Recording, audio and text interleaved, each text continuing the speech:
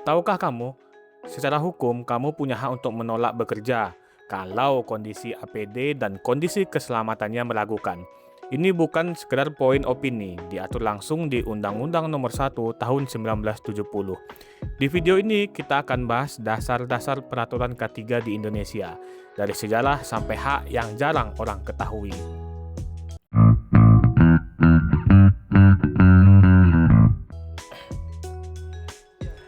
Halo Sobat HSE, di video ini kita mulai dari seri belajar K3 dari nol. Dan kita buka dengan fondasi yang paling dasar, yaitu apa itu K3 dan apa aja aturan hukumnya di Indonesia. Nggak perlu latar belakang teknik dan safety, ya. Terus video ini juga didesain buat siapa saja yang kerja atau bakal kerja. Yuk langsung masuk. K3 itu singkatan dari keselamatan dan kesehatan kerja. Definisi simpelnya itu K3 adalah segala usaha untuk melindungi pekerja dari bahaya saat bekerja. Baik itu bahaya fisik, kayak mesin dan ketinggian, bahaya kimia, bahaya biologi, sampai bahaya yang nggak kelihatan kayak posisi duduk yang salah atau stres bekerja yang berlebihan. Intinya, gimana caranya kamu berangkat kerja selamat, sehat, pulang kerja juga masih sehat, nggak kurang satu apapun. Coba lihat angka ini, sepanjang tahun 2025 saja tercatat lebih dari 319.000 kasus kecelakaan kerja di Indonesia. Dari situ, hampir 10.000 orang meninggal dunia dan lebih dari 4.000 orang mengalami cacat fungsi atau cacat total. Ya. Dan ini bukan cuma soal pekerja tambang atau proyek konstruksi. Mayoritas kasusnya justru dari pekerja biasa, penerima gaji bulanan. Ya, kayak kamu dan saya, bahkan kecelakaan kerja di jalan pas berangkat atau pulang kerja itu juga dihitung sebagai kecelakaan kerja. Baik, kita lanjut ke sejarah singkat. Ya, K3 itu bukan aturan yang tiba-tiba ya dibuat pemerintah karena iseng. Sejarahnya lahir dari masa yang kelam. Ya, di era revolusi industri, pabrik-pabrik beroperasi tanpa standar keselamatan kerja sama sekali.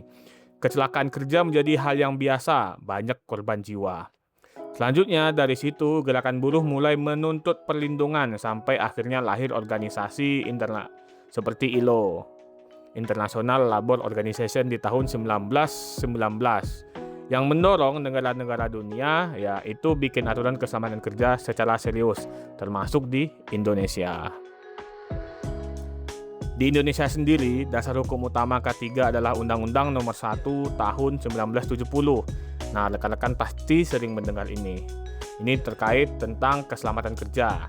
Disahkan ya 12 Januari ya di tahun 1970, udah lebih dari 55 tahun, tapi masih berlaku.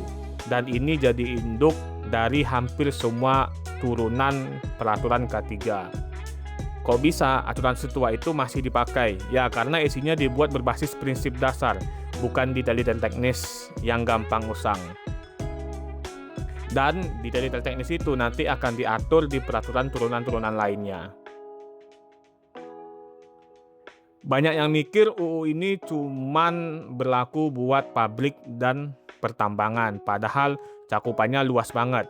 Selama suatu tempat itu ada pekerja yang bekerja dan kegiatan usaha dan ada sumber bahaya, tempat itu sudah termasuk kategori tempat kerja menurut undang-undang ini. Jadi bukan cuma pabrik, proyek, kantor, kapal, kebun, warung ya. Dan bahkan ya warung makan ya yang punya karyawan dan kompor gas juga termasuk tempat kerja. Sekarang, apa aja sih kewajiban perusahaan menurut undang-undang ini? 3 hal utama. Yang pertama ya, perusahaan wajib memasang aturan keselamatan. Ya, aturan keselamatan kerja di tempat yang mudah dilihat karyawan. Nah, kedua, ini yang sering tidak disadari ya. Perusahaan wajib menyediakan alat pelindung diri alias APD secara gratis untuk pekerja. Dan yang ketiga, perusahaan wajib memberikan informasi dan pelatihan soal tempat kerja, ya kan? Jadi, kalau kamu bekerja di tempat kerja yang beresiko, tapi disuruh beli helm sendiri, nah itu tandanya perusahaan lalai. Nah, poin ini menurut saya yang paling penting dan paling jarang orang tahu. Sebagai pekerja, kamu punya hak ya. Punya hak untuk menyatakan keberatan bekerja kalau syarat keselamatan atau alat pelindung dirinya dilakukan keamanannya. Ini bukan cuma etika, ini hak yang diatur langsung dalam undang-undang. Bayangin seorang supir truk yang diminta jalan padahal remnya sudah nggak pakem, atau secara hukum dia berhak menolak. Bukan cuma nurut aja ya, tapi biar nggak bukan cuma nurut-nurut biar nggak dimarahi atasan, tentunya dari sisi lain. Pekerja juga punya kewajiban ya memakai APD yang disediakan dan wajib mengikuti prosedur keselamatan yang berlaku. Nah, ini Undang-Undang Nomor 1 Tahun 1970 ya, ini ibarat akar dari sebuah pohon besar. Dari situ lahir banyak turunan-turunan.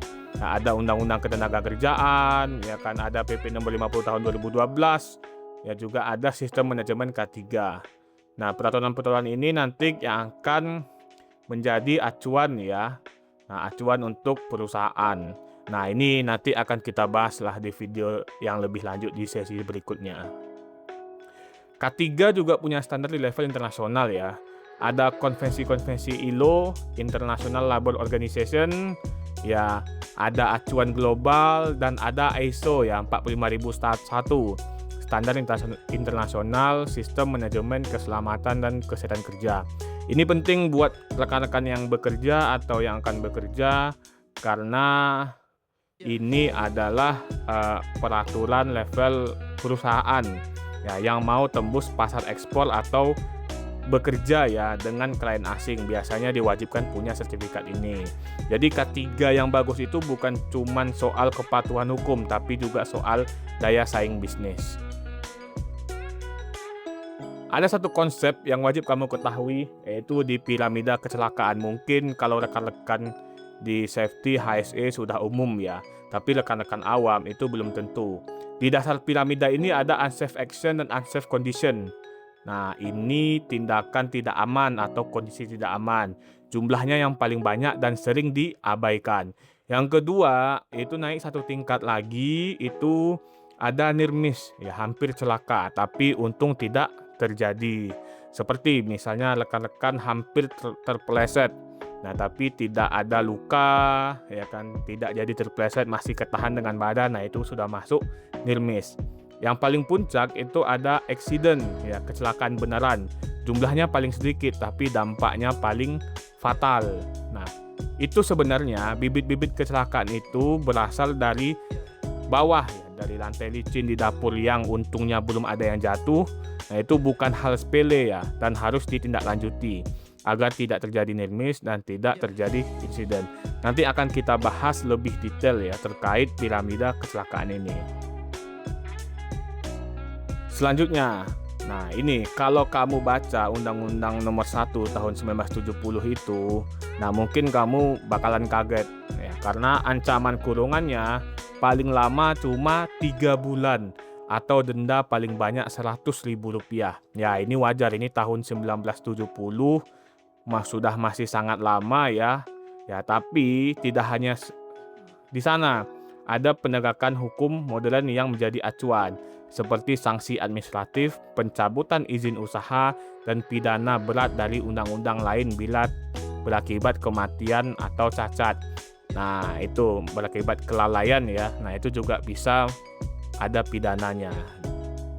Jadi, jangan terkecoh sama angka-angka di undang-undang yang lama. Oke, kita lanjut. Nah, sampai ini mungkin kamu pikir K3 itu hanya urusan tambang.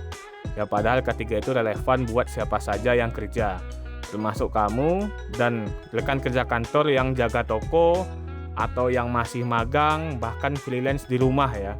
Nah, kabel-kabel laptop yang melintang sembarangan di coworking space, ya kan, di kursi yang bikin sakit punggung tiap hari, nah itu juga termasuk ranah K3.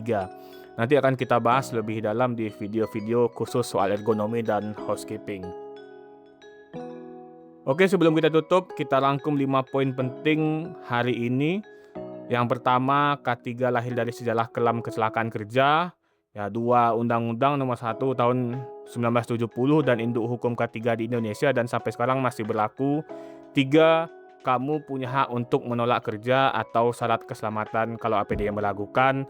4, perusahaan wajib menyediakan APD gratis dan informasi bahaya. Dan 5, ketiga itu relevan dibuat semua profesi.